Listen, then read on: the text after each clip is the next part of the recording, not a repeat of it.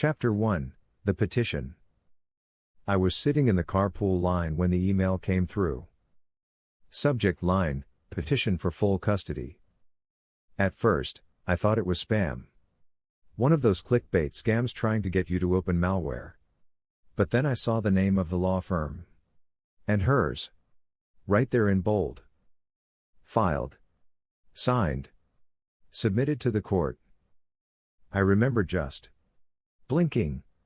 Like my brain needed time to catch up to my eyes. The words didn't make sense. They didn't belong in our story. We hadn't argued. We hadn't had a falling out. I saw my son every other weekend, plus Wednesdays for dinner. I paid support. I showed up to school meetings. Birthday parties. Parent-teacher nights. We were fine. Not friends. Not enemies.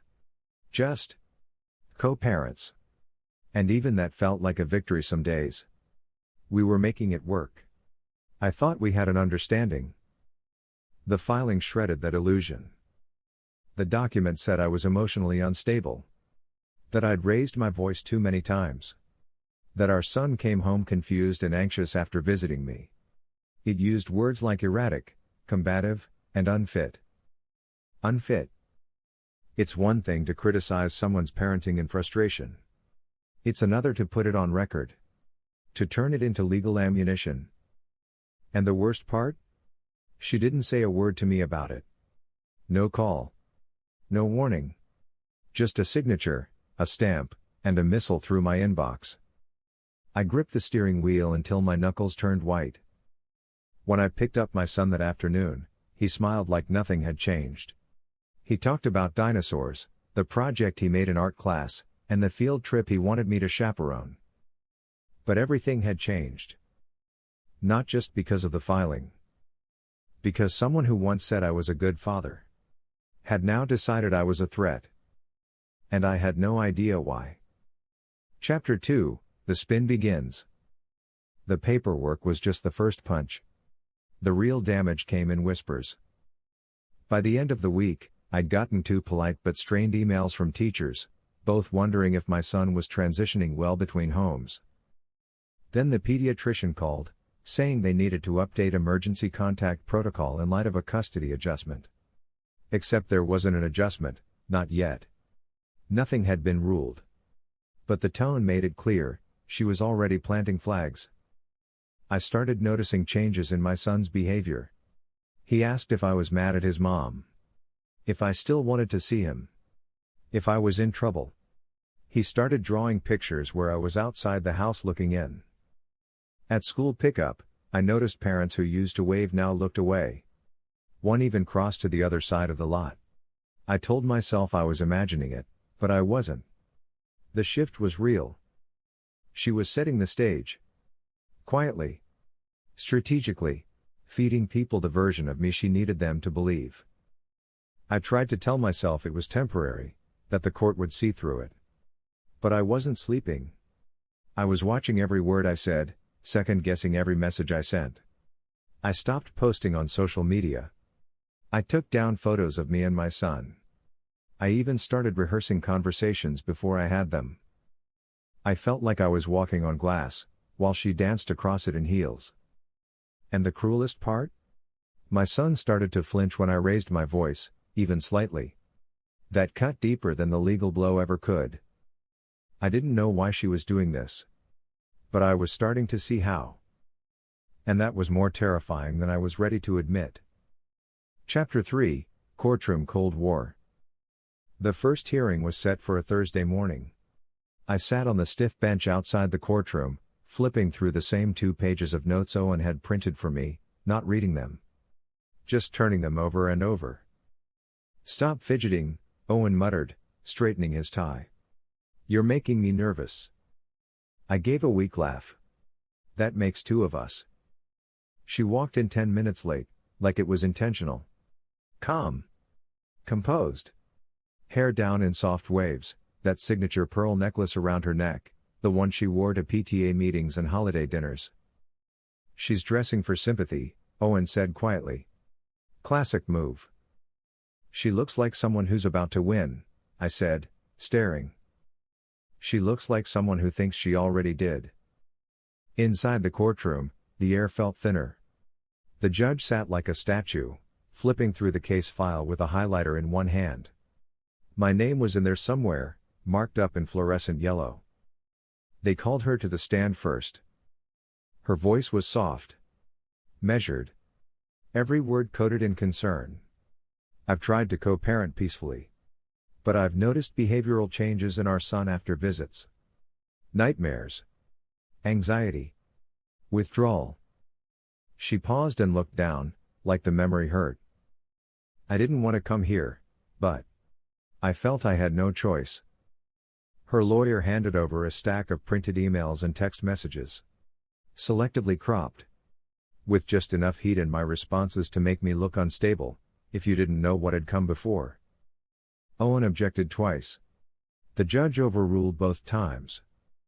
She's establishing context, he said, not even looking up. I wasn't allowed to speak. I wasn't even allowed to react. Owen leaned in. Your job right now? Breathe. No facial expressions. Don't even blink too hard. But every sentence she spoke was like a needle under my skin. She told the court I yelled in front of our son. That I was erratic. Combative. That she worried about his emotional safety. At one point, she even teared up, just a glisten, not full tears. But it landed.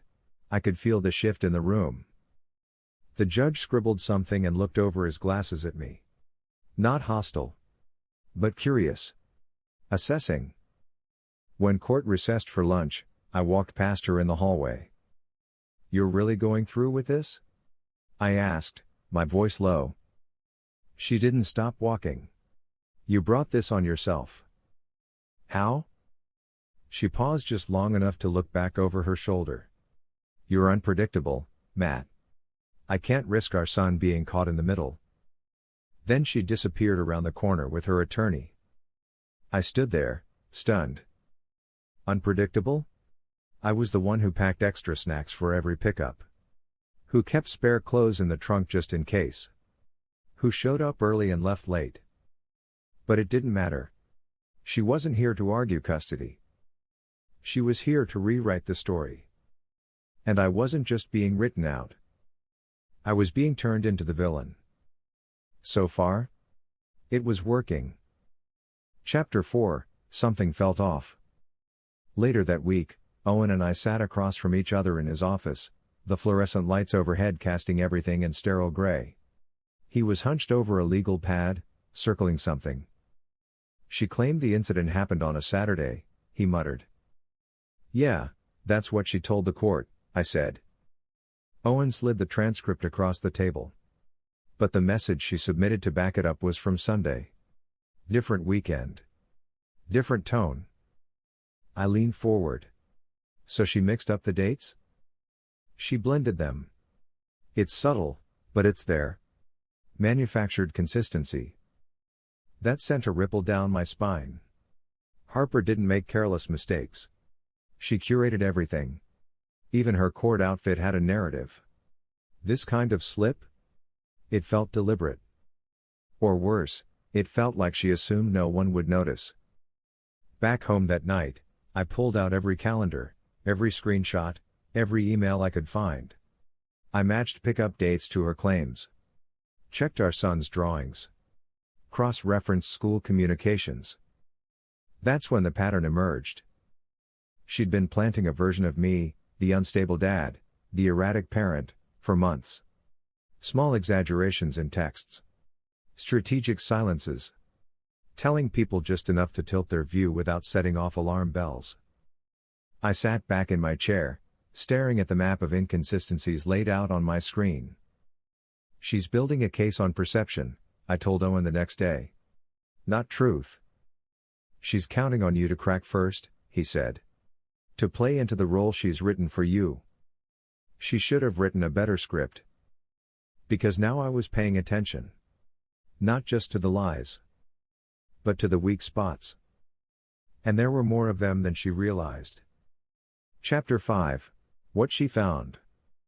I hadn't spoken to my sister in a couple of weeks, which wasn't unusual, but something about her recent texts felt different. She wasn't just checking in. She was circling something. Like she wanted to say something but didn't know how. Finally, one night, my phone buzzed again. "You free? I need to talk." We didn't FaceTime. She didn't want to be seen. That alone told me it was serious. When I answered, her voice was low, tighter than usual. "Matt. Something's wrong." I stood, pacing to the kitchen. "What is it?" "It's Logan." I froze. "What about him?" She hesitated. "I found something. On his old tablet. I shouldn't have seen it, but I wasn't snooping. I was looking for school files and..." "What did you find?" More silence. Then she whispered. "Messages. From Harper." I sat down hard. "No. What kind of messages?" "Not just flirty. Not just suggestive. It's... They've been together, Matt. For months. While I was still trying to fix things. While we... I could hear her fighting back emotion. And underneath that, fury. "They were talking about you," she continued. "About how once the custody case was done, they wouldn't have to sneak around anymore." I didn't say anything. I couldn't. "And Harper," she said, voice cracking. She talked about making it clean. About how she'd come off looking like a hero, single mom, sole custody, monthly check. All of it. They were planning it together? I closed my eyes. "I'm so sorry," she said. "I should have known. I should have seen." "You couldn't have," I said quietly. "She's good at playing perfect. And Logan. He always knew how to blend in." "I want to testify," she said without hesitation. "I want the judge to hear this from me." I opened my eyes again. "You sure?" She didn't miss a beat. "Absolutely. Because this wasn't just betrayal. It was strategy. Cruel. Calculated. And now, we were both done playing nice." Chapter 6, The Messages. When the screenshots came through later that night, I braced myself. Still, nothing prepared me for the casual cruelty. Nicknames. Plans. Jokes. Her calling me emotionally fragile. Him replying, "Perfect," makes him easier to paint as unstable. Another, "Get the custody ruling, then we're golden." But the one that stuck in my head, the one I could still hear as I stared at my phone in the dark. "I want the kid and the check. He'll never see it coming." I must have read it 10 times. The rage was quiet. Cold. But total. Not the kind of fury that makes you shout, the kind that makes you plan. I didn't sleep. I reread everything, cataloging every message, every date and timestamp. I laid them out like puzzle pieces, each one fitting too perfectly into the timeline I hadn't known I was living in. The betrayal wasn't chaotic, it was clinical. There were messages that referenced me not as a person, but as a problem. A variable to eliminate. He won't fight if it looks like he's the one unraveling. You can always say you tried. Say he got worse after the split. Even a meme, casually tossed between them, a picture of a courtroom with the caption, "Where lies become lifestyle upgrades." It took everything in me not to throw the tablet. I thought about my son. The way he'd hesitated the last time we did drop off. The look in his eyes like he wasn't sure who to believe. And I realized, if this had gone on any longer, if we hadn't caught it now, I could have lost him. Not just physically. Mentally. Emotionally. By morning, I had a folder ready. I labeled it, Custody Deception, Harper and Logan. Color-coded, time-stamped, organized.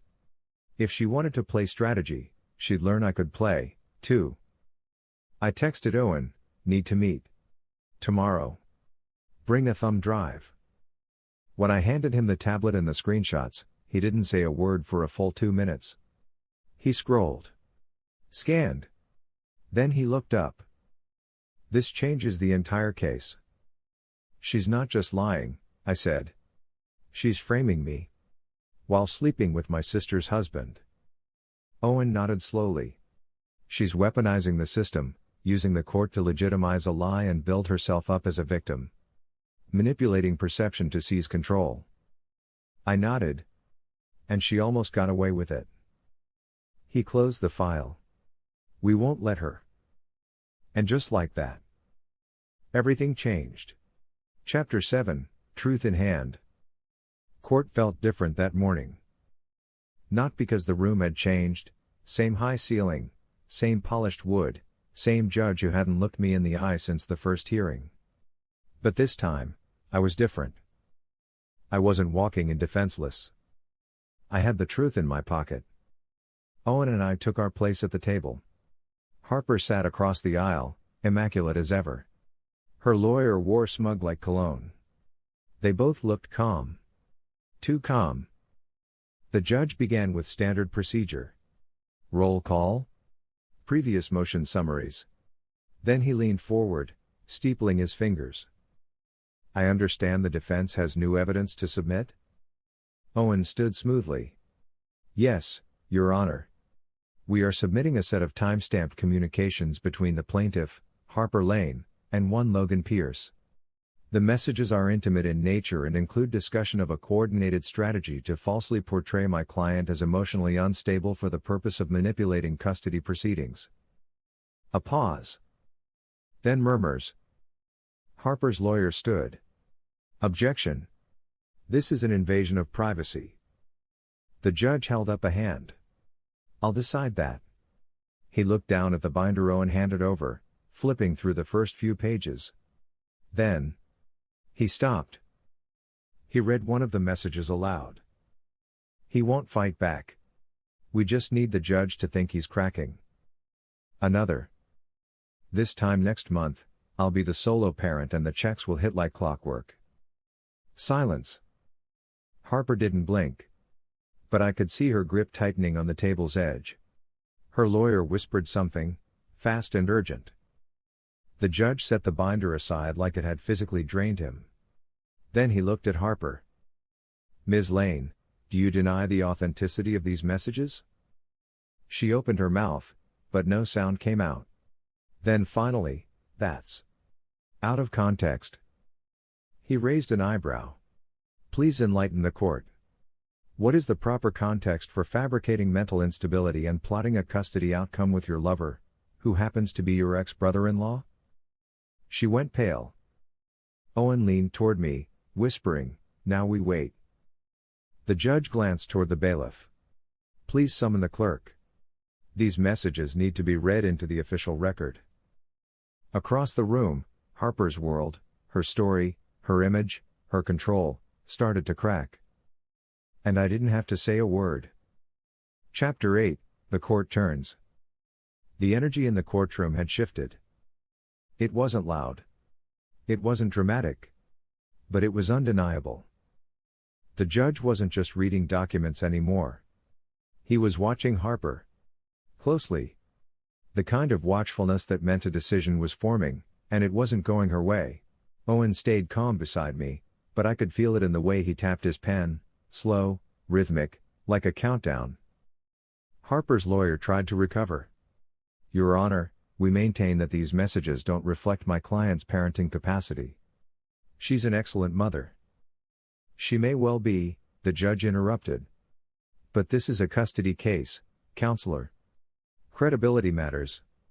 Motive matters. He turned a page. And planning to manipulate the court by fabricating mental instability?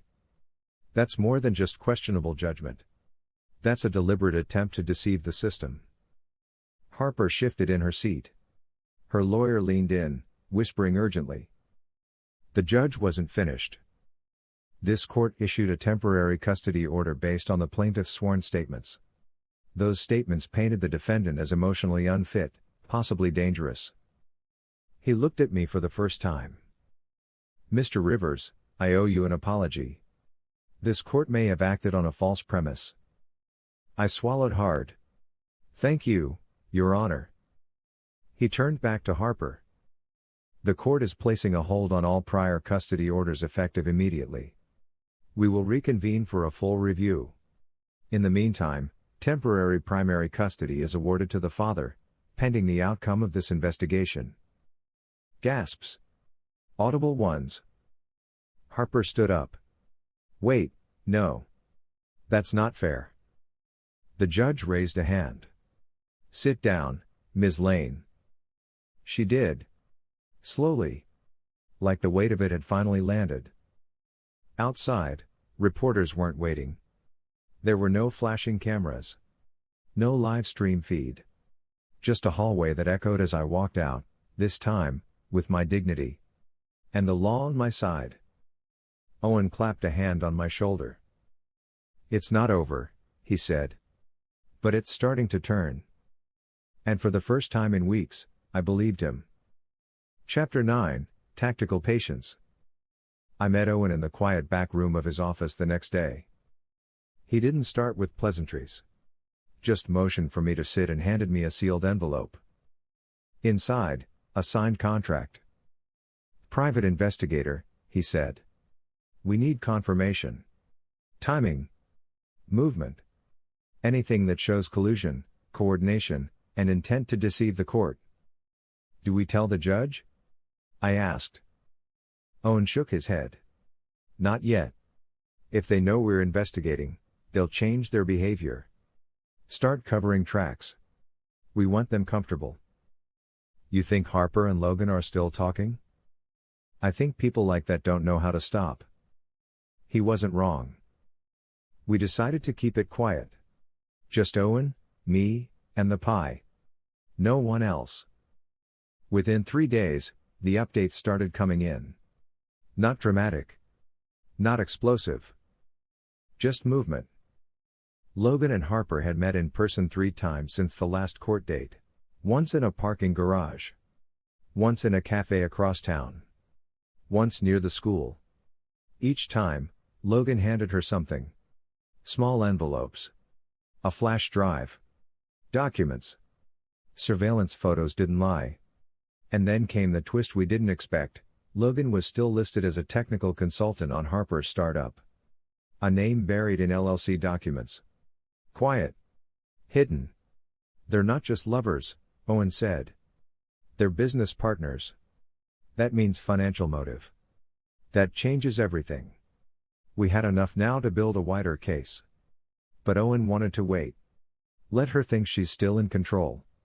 Let her show off on social. Let her dig in. We watched as Harper posted more curated photos. Perfect mother. Brave survivor. But the cracks were showing. Because what she didn't know? We weren't building a case. We were setting the trap. Chapter 9, The Pie File. What the court hadn't seen yet, what Owen and I were holding back, was what came next. A few days before the last hearing, I'd hired a private investigator. Not because I wanted dirt. But because I needed to know what else I didn't know. The man's name was Hal Connors. Former law enforcement. Discreet. Efficient. He didn't deal in gossip, he delivered proof. And proof is what he brought me. Phone logs. Parking footage. Hotel invoices. Dinner tabs signed under fake names. More than just bad behavior, it was sustained deception. But what hit hardest was the timeline. According to Hal, the affair hadn't started recently. It had been going on for over 2 years. Before the divorce. Before the custody filings. Before I even knew I was losing my family. Harper and Logan had been playing house in the background while I fought for scraps of normalcy. One photo stood out. A blurry but unmistakable image of the two of them, Harper in leggings and a hoodie, Logan in his work jacket, slipping into a small Airbnb. 3 months before the custody petition was filed. That date would matter. Because it shattered the timeline she'd presented to the court. She claimed the custody filing was a response to my declining stability, that her only concern was our child's emotional safety. But according to Hal's file, the custody move had nothing to do with fear. It was a preemptive strike. She'd seen the writing on the wall. Logan's wife was growing suspicious. There were cracks. She needed a clean exit. A noble reason. A custody case gave her that, a shield. Now, we had a new file. A second folder. One labeled, Motive. Owen and I agreed. We wouldn't present it yet. If we moved too soon, Harper would shift her story again. But it was there. Waiting. And it would be the final blow. Chapter 10, The Visit. It was a few days after the custody hearing when my sister showed up unannounced. No text. No warning. Just the soft knock on my front door and the shape of her through the frosted glass, arms crossed, shoulders tight, like she wasn't sure she had the right to be there. I opened the door. She didn't say anything at first. Just stepped inside and held up a brown envelope. "I didn't send this yet," she said. "I wanted to talk first." Inside the envelope were her written statements, the ones for the court. "I changed it a little," she said. "Added details. About how Harper treated you during the split. About Logan's patterns, the way he kept me isolated. You don't have to use it. But it felt important to say it out loud. All of it."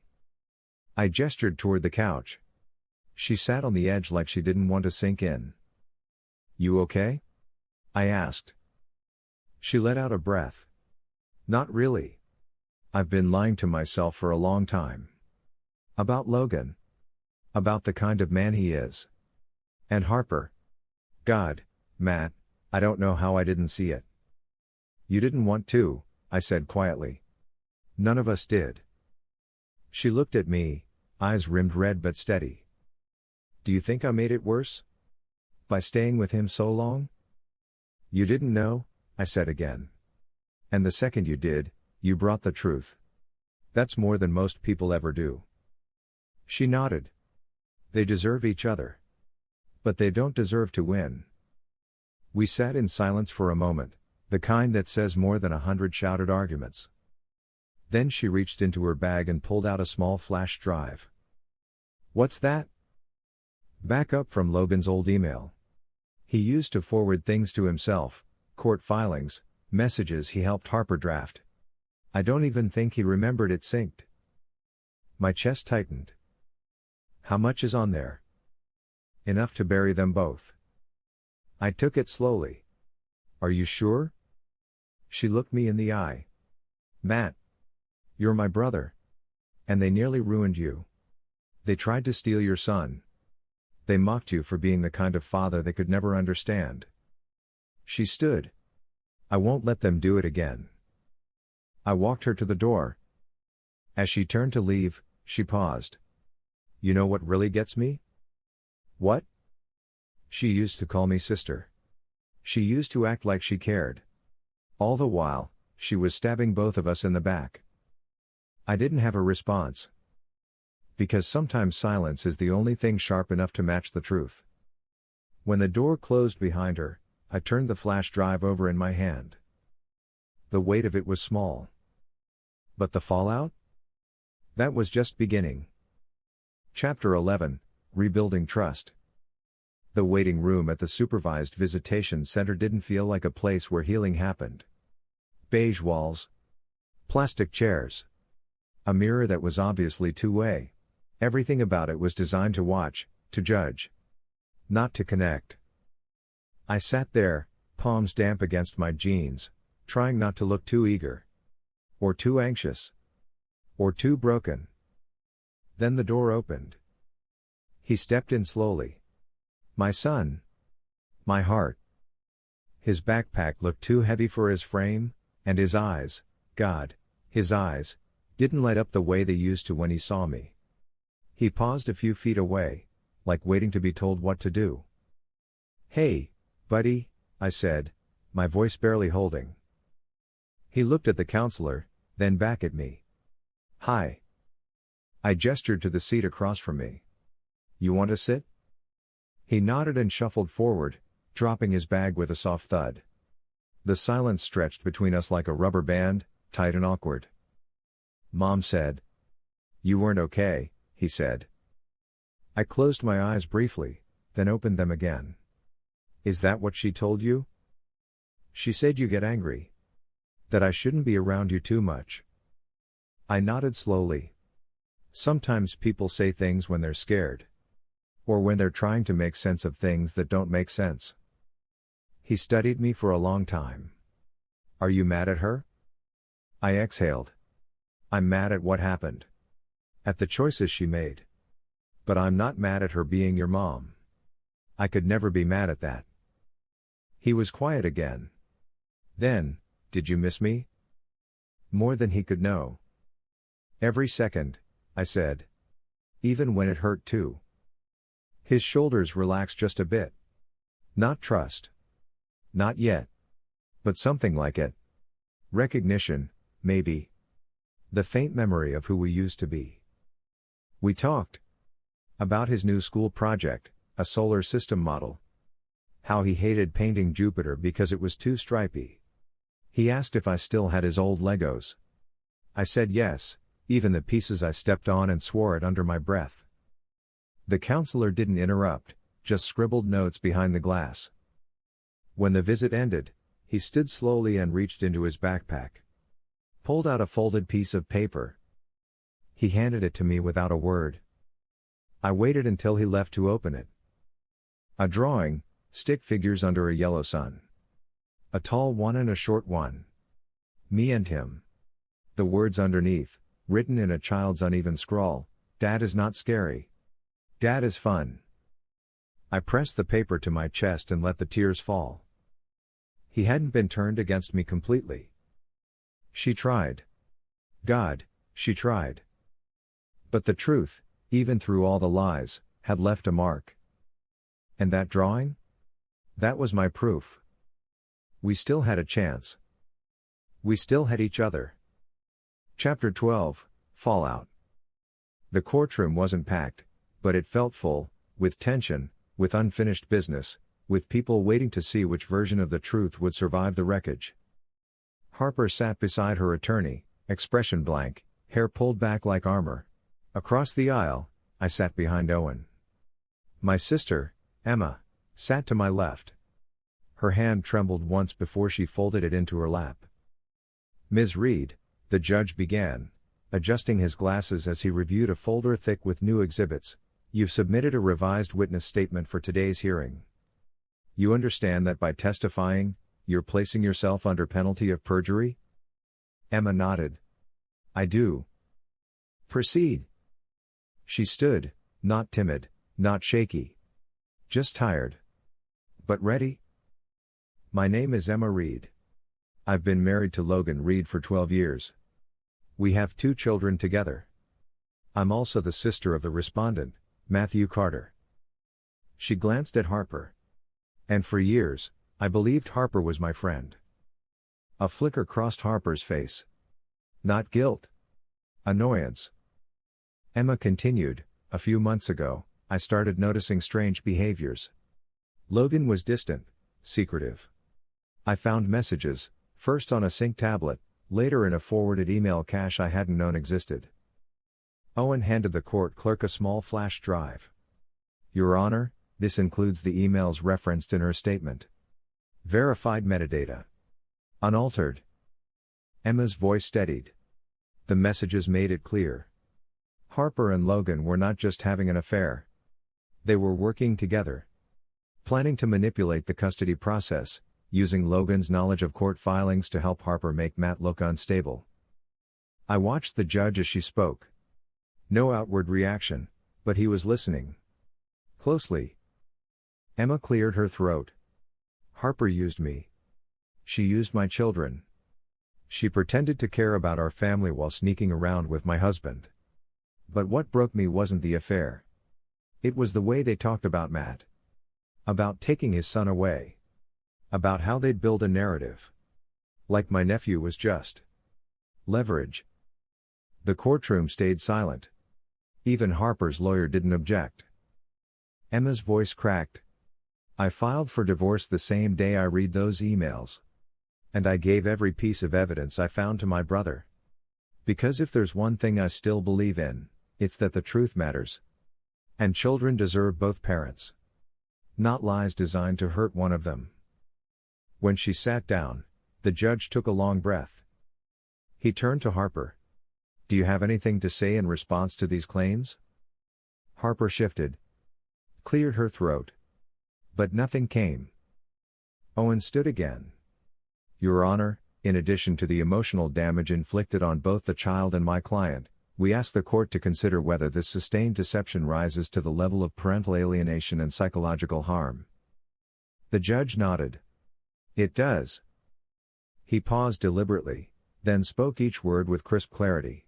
This court finds credible evidence of manipulation, false representation, and a coordinated effort to sever the father's relationship with his child. The temporary custody arrangement is vacated. Full physical and legal custody is hereby granted to Mr. Carter. Ms. Dawson will be subject to supervised visitation pending further evaluation. A murmur swept through the room. I didn't turn to look at Harper. I didn't need to. I felt the collapse. And, the judge added, this court is referring this matter for potential perjury and custody fraud investigation. Emma let out a quiet breath beside me. We stood. Walked out slowly. Outside, the sky was soft and gray, not stormy, not clear. Just honest. Like something real could finally grow again. As we reached the steps, Emma touched my arm. She never really loved him, you know, she said. Not Logan. Not even you. I looked at her. Then why all of this? She shrugged. Because she couldn't stand being ordinary. We stood in silence. The kind of silence that didn't ache anymore. Just cleared space for what came next. Thanks so much for watching.